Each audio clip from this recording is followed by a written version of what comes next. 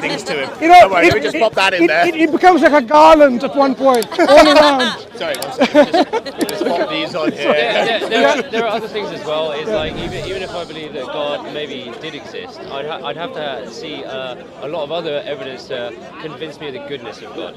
Because you know what, there are lots of horrible things that happen. Yeah, the World War I, II happened because of religion, right? Well, kids having cancer. No, let's go to World War. The major world wars that happened. Yeah. Was it because of religion? First World War and Second World War. The first, not that I know of. It wasn't because of religion. Politics.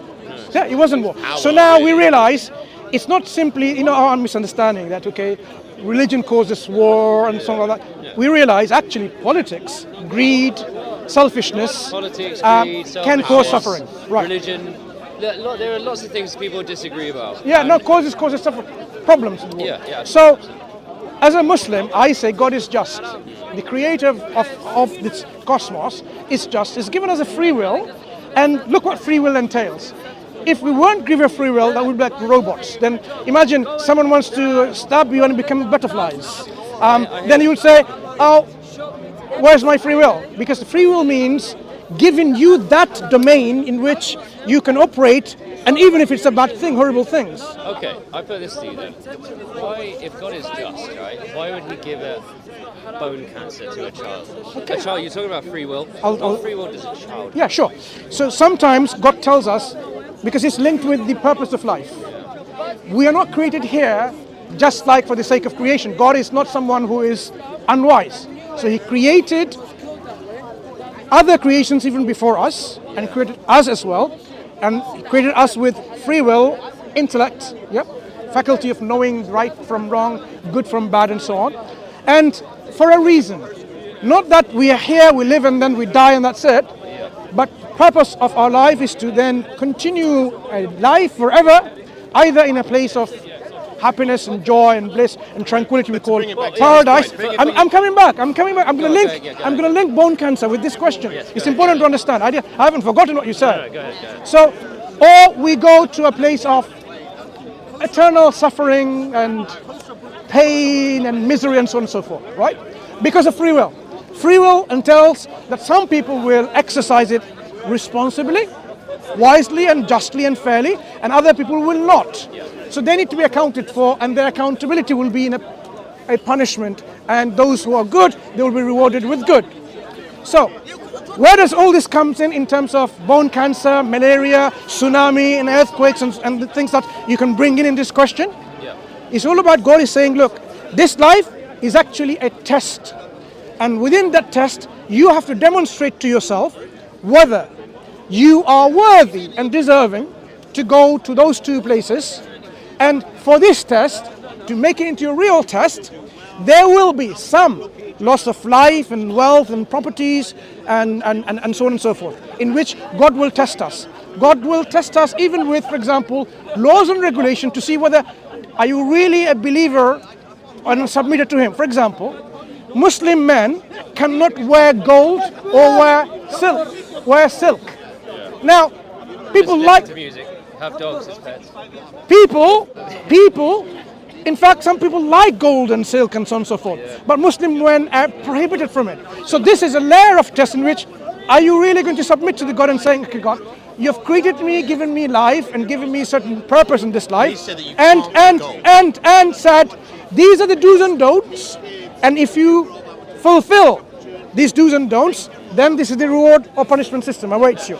So part of this is this challenges in life in which we are said, don't do this. As you said, don't drink alcohol, for example. And in fact, just to come back on the side point, I'll come back to bone cancer. Remind me if I forget, right, please, yeah? Please remind me if I forget about bone cancer. About alcohol, when God prohibits us from something, it's actually good for us. God, out of all dietary stuff, what we can eat and drink, He only prohibits only a few things. All the rest of the things are okay. Okay, you can have it. Few things He prohibits, and He tells us things which were not good for us, not pure, not good for us, He prohibited from. For example, alcohol, the chemical poison that we're supposed to drink, ethanol. Delicious beverage. Yeah. What it does it actually impairs your judgment. And if I want to give some statistics in from UK, the most of the domestic violence happens under the influence of alcohol. The people, I work in a hospital, so now you realize why I'm talking about these statistics. In A&E, domestic violence, people come because they're under the influence of alcohol. So alcohol has a lot of problem causing. It might give you certain immediate pleasure, doesn't it? Alcohol you drink, it And makes luck. you, and it gives you something like, because you forget about it, because of what's happened, that it does. Islam tells us, look, the reason why some things are prohibited from it, of course, ultimately it's not good for you, even though there might be some goodness in it. But the ultimate good and bad, when you outweigh them, the evil, the bad, outweighs the good. So God says, not good for you. There are lots of Coming other back things to that God, there are lots of other things that are forbidden that I would argue are not. Give me an example, then we can talk about it. But we're not talking about bone cancer, but give an example. What's the issue with pork? Sure. So, Like dogs being. Yeah, why do you guys hate? we don't, no. It's They're not about, some of the sweetest animals. it's not about, do you eat worms? Huh? Worms. I mean, Some people do. if it was fried up, Maybe Okay. maybe it's a I'd Okay. give it a go. But you, give it a try. but you don't normally. I ate You insects in haven't been Thailand, into. they weren't very tasty. What about cockroaches? I've eaten insects in Thailand. They were not tasty. Yeah. They were not. Do you eat cockroaches? Shelly. Right. So there are certain things people themselves have restricted, depending I on. don't tell anyone they shouldn't be allowed to eat cockroaches. And that's very different. Saying I know. wouldn't and saying somebody else is forbidden. No, Very fair enough. different things. No, I don't agree with No, forbidding other that's fair enough. But what I'm saying is, our Creator, who created us, knows us better than we know ourselves. So He told us there are things that you should avoid, like eating, out of these few reasons, blood, dead animals. Yeah. So animals that has claws and so on and so forth, right? And of course that includes pork, pig or pork, whatever you call it. So you can see claws. animals that has Cloven claws. hoof. Cloven, yeah. But So cows have a cloven hoof. no, they don't have claws. Apparently, Oh, you haven't seen a cow? I mean, I know that they have a full hoof, and I guess what is it? The split? Is it the split that you have in a pig? Yeah, he's talking versus about a when No. it has separate, Pig like- is not because of claws. I am saying the categories that the Creator's given us prohibitions of. They seem kind of arbitrary. Can we talk about this one? Jews, they don't eat prawns and shellfish. Sure. So let's talk about this. Why the Shia Look. Muslim don't eat rabbits? Fair enough. It does seem a little bit like Yeah. this animal. That's it. You know what I mean? Like- Yeah. I will answer if you are listening. Yeah.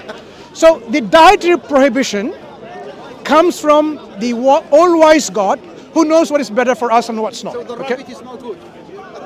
I'm not going to be able to answer if you are not able to listen. Yeah, but the Jews this received. Do you know what you're doing? From God. My friend, do you know what you're doing? Sorry.